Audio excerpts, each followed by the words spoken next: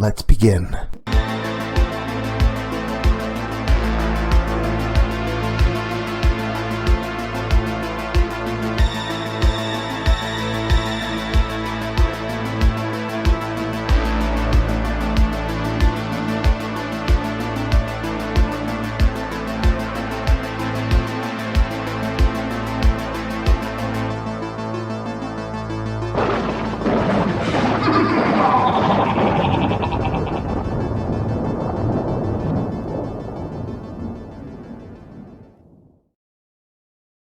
Scary story fanatics, welcome back to Cleaving Thought from Bone with your host, Sociopathic.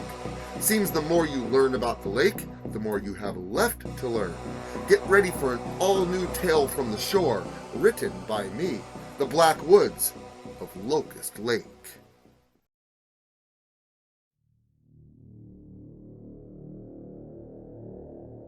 Andrew Odnaha was his name.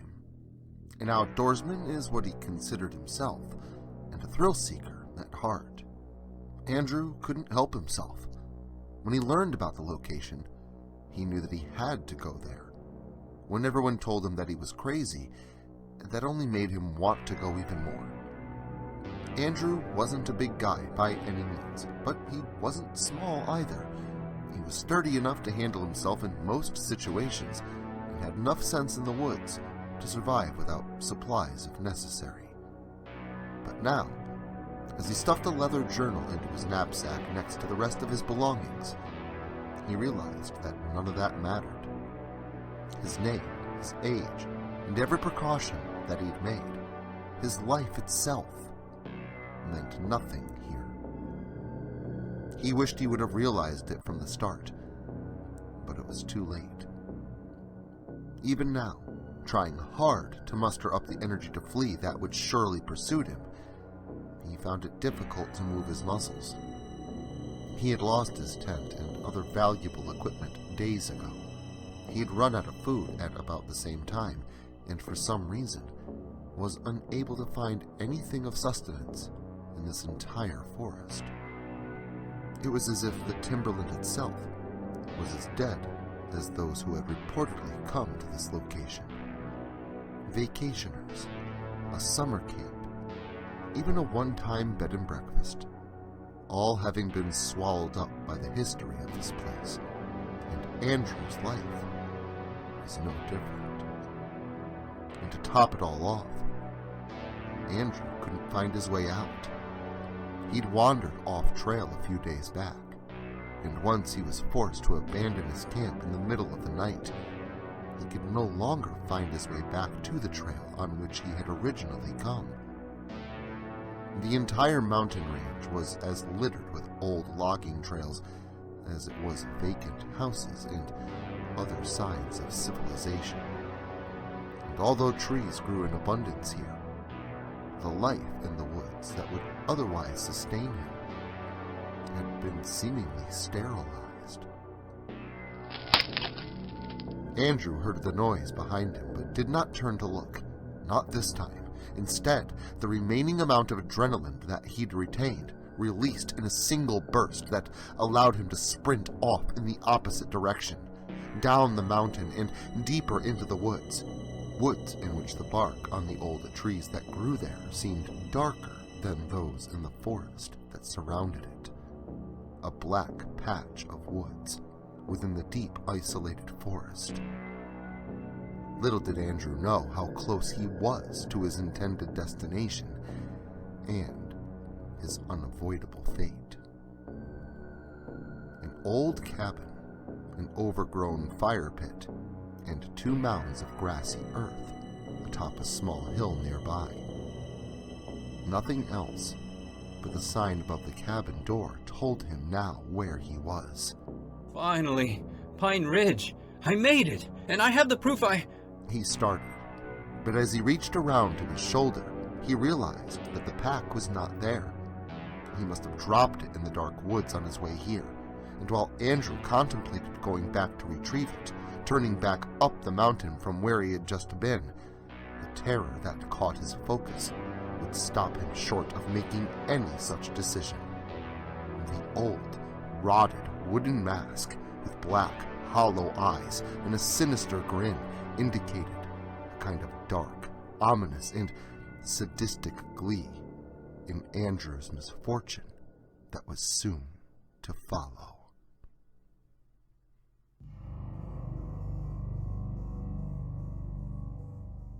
It was about a month later that a group of mostly unsuspecting teens arrived at the lake shore, rolling their large SUV into place next to the lake and close to one of the larger cabins.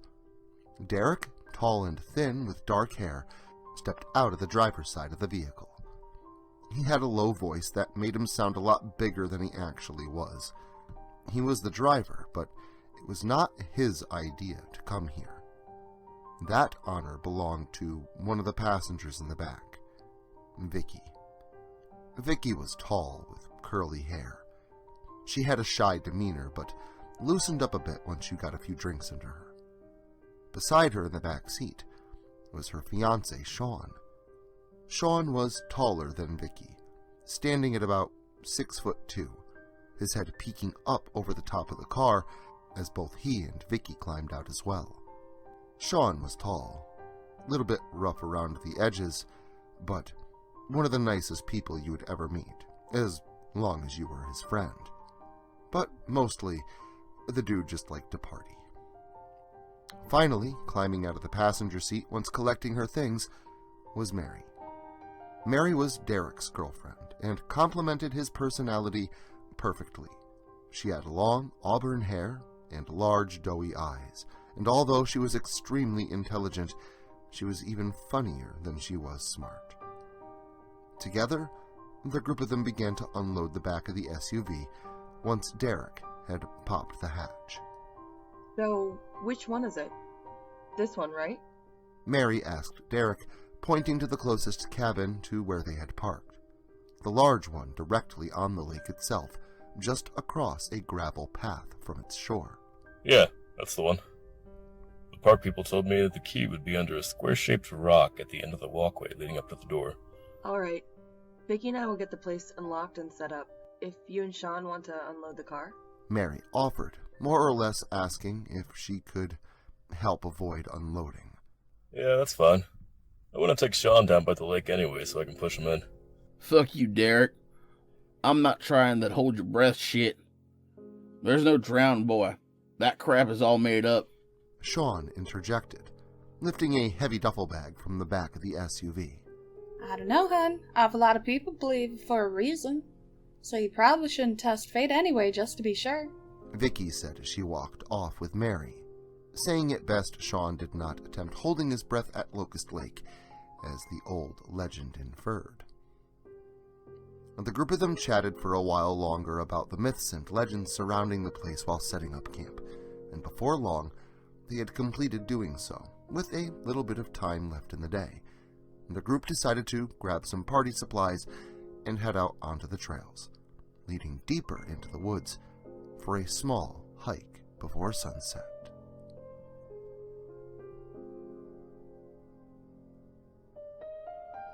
The trails were bathed in a golden light that filtered in patches through the thick canopy above.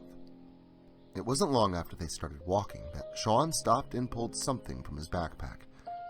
It was a small, glass smoking pipe, and in his other hand was a lighter. Anyone want to hit this? This shit'll keep you up all night. Sean boasted before placing the pipe to his lips. I mean, why the hell not? Vicky responded, taking her turn at heating up the glass pipe and smoking the vaporized, crushed powder within. Nah, no thanks. I'm good. I'll just stick to weed. Mary said, pulling a joint from the breast pocket of her thin jacket. Yeah, same here. Derek chimed in, taking the joint from Mary and inhaling a long drag. Remember when this town was full of potheads? Mary asked after coughing out her hit. Yeah, but that was years ago. And besides, when the stoners and drunks move out, it's time for us city folk to take over. Am I right? Well, they didn't so much move out as they did die off. Vicky said before taking another hit. They didn't die off. I know the ones you're talking about. They disappeared, Vicky. Why does everyone always jump to conclusions around here? Derek said. Anyone who knows anything of the history of this place knows the stories. And if you combine that with the disappearances in the area, it's pretty easy to see what's going on. But ignorance is bliss you just can't buy, and no one wants to hear the truth. Did you just call me ignorant? If the shoe fits, babe. Mary joked, getting a laugh from the entire group. It wasn't long before the group of them came to a patch of forest that seemed enshadowed or somehow darker than the other areas that surrounded it. Whether it was the dark tree bark, its canopy, or the shadow of the mountain itself, no one could place a finger on it. But that didn't stop them from taking a break at the small cabin atop the ridge at its edge, a faded sign above its door reading Pine Ridge. And while most of them sat on the open deck to take a needed break, Sean was far too busy enjoying the high energy of his high walking around in the nearby forest, just on the edge of sight for all of them. Hey guys, check this out. You'll never guess what I found. Sean explained. The group of them ran a short distance up a small hill, and before they had reached them, they could see that which he had held in his hands. It was a large brown duffel bag. However, it was not the bag itself that captured his focus. It was the various contents inside that would be the source of much debate only a short while later, once they had gotten back to their cabin.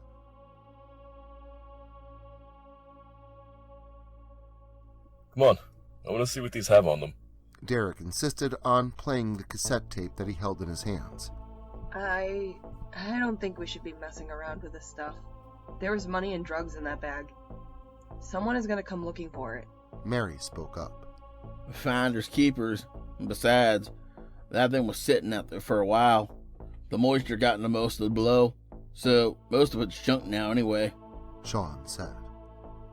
Don't you want to read what's in the journal first? Vicky asked. Read or listen. That's like asking me if I want to read the book or see the movie instead. Sean insisted. Fine, do what you want. But I'm going to read this journal, see if there's anything interesting in here.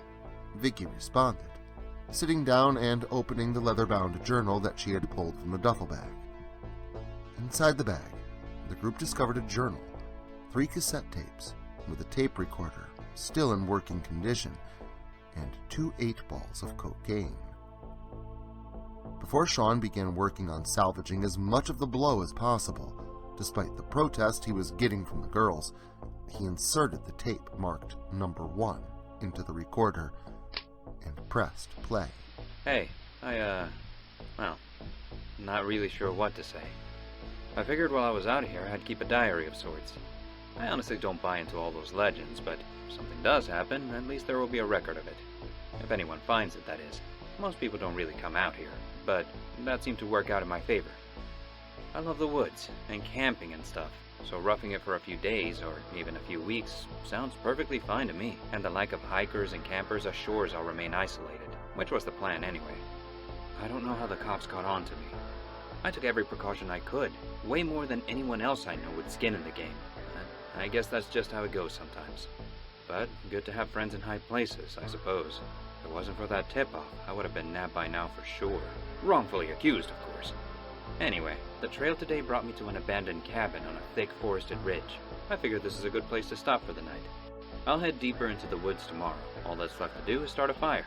A task made easier by the fact that I found an old saw half buried in the dirt and weeds not too far from here, just beside one of a pair of dirt mounds in a small isolated meadow.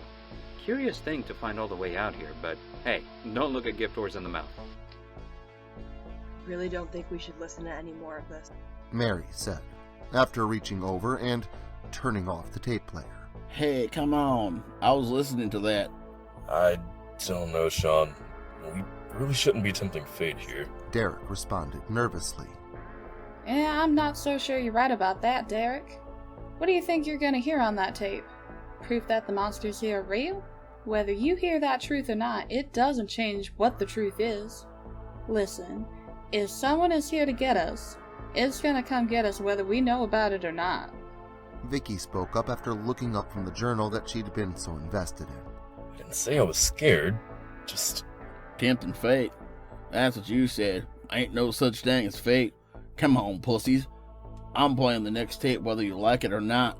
Sean insisted, having already taken out the first tape and inserting the second one as he did. Before anyone could protest, he pressed play. It's been days since I found any path. There's supposed to be trails all over this mountain.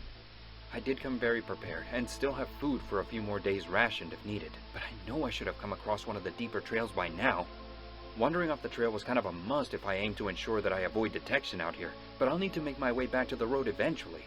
I've turned back. I've walked for miles in just about every direction, and I know that this mountain is surrounded by rural roads.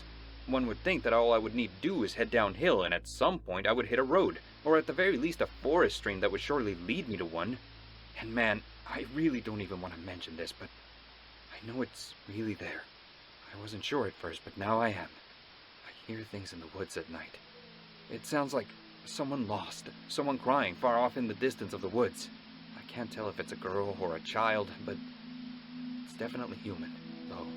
There's something wrong with the sound it makes. I can't quite place a finger on it. It's just off. I wasn't sure the first few nights I heard it. I really thought it could just be a trick of the mind, but every night it's there, and it's gotten louder each night. Until I was finally convinced that it indeed was what I thought it was, and not just some auditory hallucination, because whatever it is, it's getting closer every night. I don't know, something about it gives me a really dreadful feeling in my stomach, and I can't find my way out of these fucking woods. Maybe it's someone lost, but that funny feeling I have tells me that that idea is completely wrong. Well, I've been walking for hours, and you know what that means. Time to set up camp again for the night. Hopefully I can at least find a way to get out of here if I need to tomorrow. Until then. Jesus, this guy was out here for days on end, huh? I'm sure I'd be alright, but Derek over here would just curl up into the fetal position and give up after just a few hours for sure. Sean chuckled, heating up the glass bowl to take another hit that he really didn't need. Will you cool it with that thing? You're gonna be up for fucking days, man. Derek said to him. He says that this guy was out here for a reason. I guess he's a drug dealer? Vicky said, as she picked up her head from the journal again. Well, that's funny. Isn't your brother Andrew a drug dealer too? Sean asked. Yeah, but he's not around much, as you know. But it says here that this guy was specifically sent into hiding here from some high-up town official. Vicky said. Does it say who? Mary asked. Not that I've found so far. Well, I want to know what happened to this guy. I'm skipping ahead to the final tape. No, damn it. Oh, come on. Give it a rest, will ya? I'm going to find out what's on this tape. Sean said, placing the third and final cassette into the tape player. Whatever. I'm not gonna stay here and listen to it then. Mary responded, finishing her statement by getting up and walking out the cabin door. Seriously, Sean? Derek asked his friend regarding his behavior. I'm gonna go after her. Will you just fucking chill, man?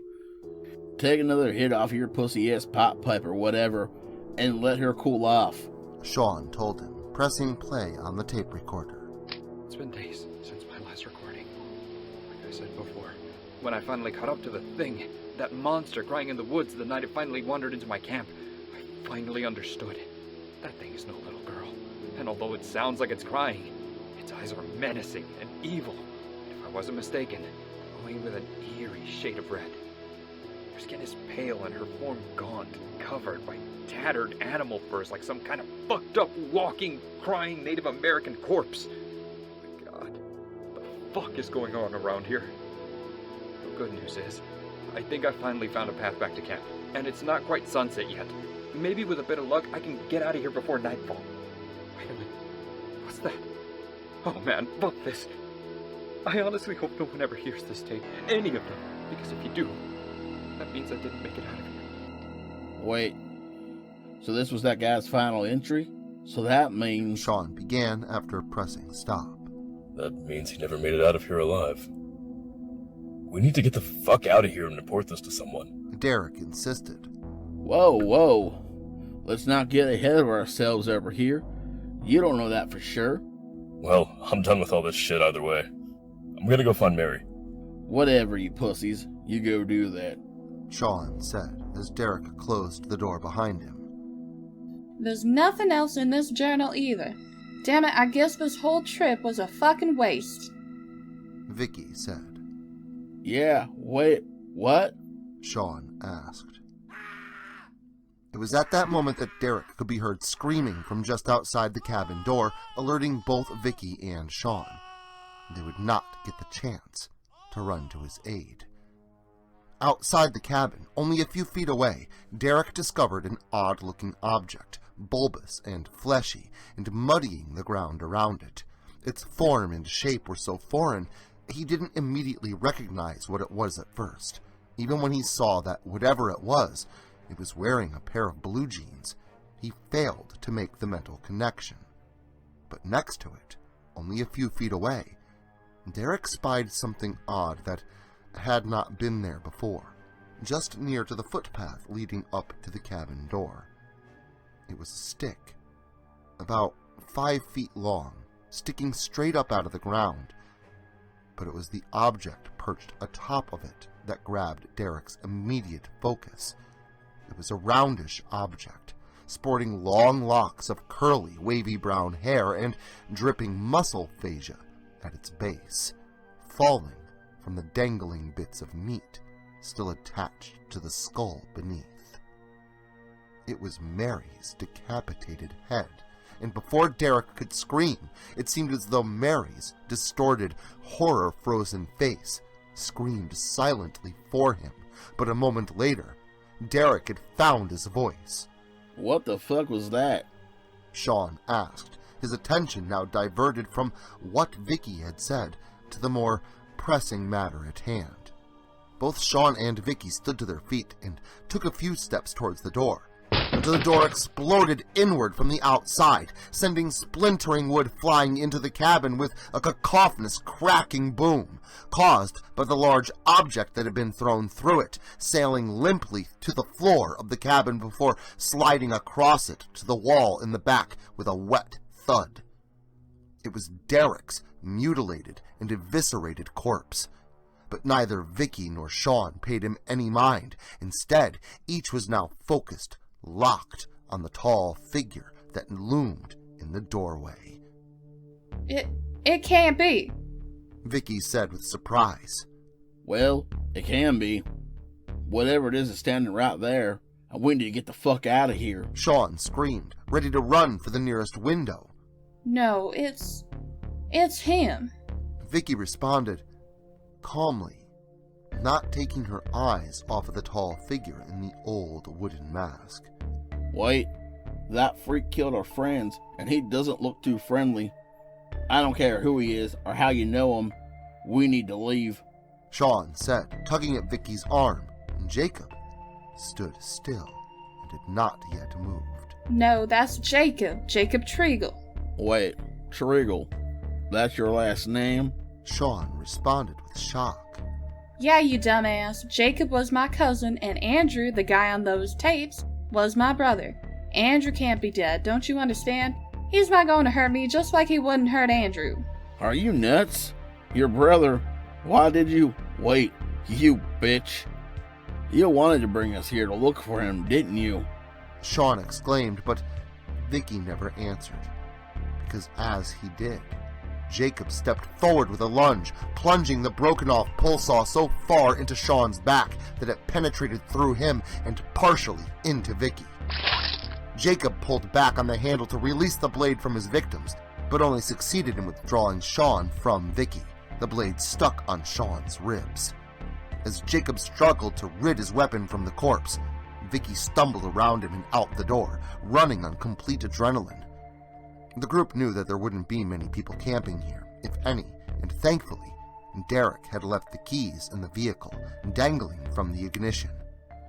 With a turn of the key, Vicky started the vehicle with her blood-slicked hands. As she placed the transmission into drive and pulled away, the dark figure could be seen standing in the doorway of the cabin, watching her escape.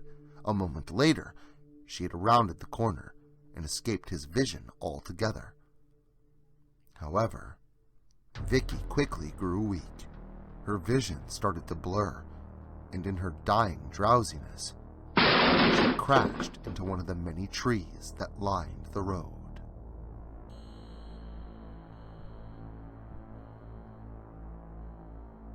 Vicky lay in the driver's seat, slumped forward, bleeding profusely from her wound in her abdomen and barely clinging to consciousness.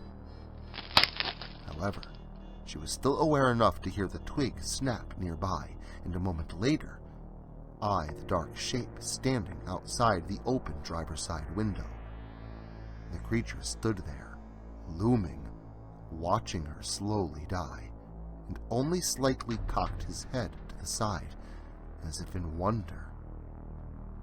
From behind him, Vicky could swear that she saw a group of figures approach him from behind.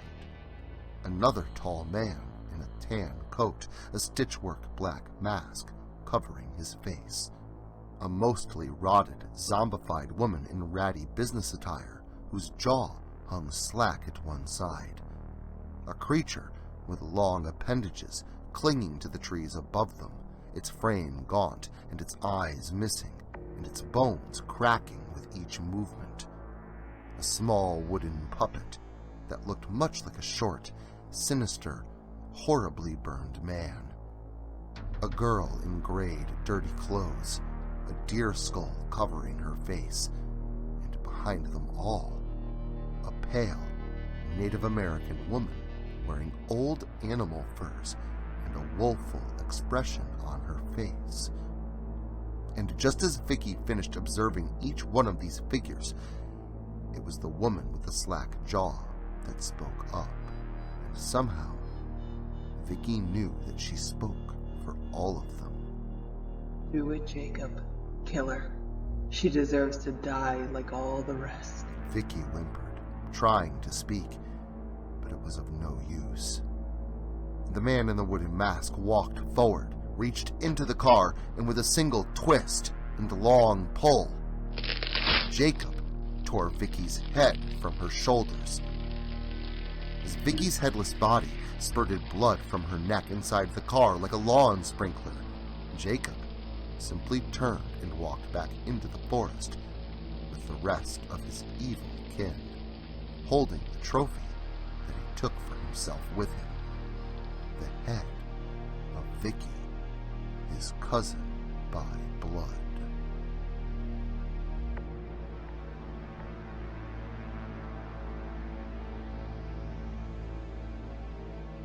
Well, sir, seems everything you said happened without incident. Just one advantage of this town's dirty little secret. Sure, the potheads got rid of themselves, but the meth and cokeheads filled in those gaps like water in the cracks of a sidewalk. You're not worried that someone's gonna find out? That place has been an evil incarnate for as long as I can remember. No one here even bats an eye anymore, and those that do are easily explained away as lunatics. So, you just kept this guy in your pocket the whole time, just so you could get rid of him? Well, not the whole time. But let's just say he outlived his usefulness. And besides, I heard a bunch of his junky friends followed him out there as well. Anyone see them since? Nope. The man behind the desk, the mayor of Susquehanna County, Pennsylvania, smiled. His officers had done a good job in playing their hand in his scheme for cleaning up the county. Sure, maybe his methods weren't very scrupulous, but in the end, they got results, and the streets of Halstead and the surrounding townships were just a little bit more safe, and the black woods of Locust Lake just a little bit darker. Well, it seems no matter how far you wander from family, family always returns, in pieces or not. And I hope you return next Saturday for more gore galore. And until then, make sure to like, share, subscribe, and turn on notifications so I can catch you all again next Saturday.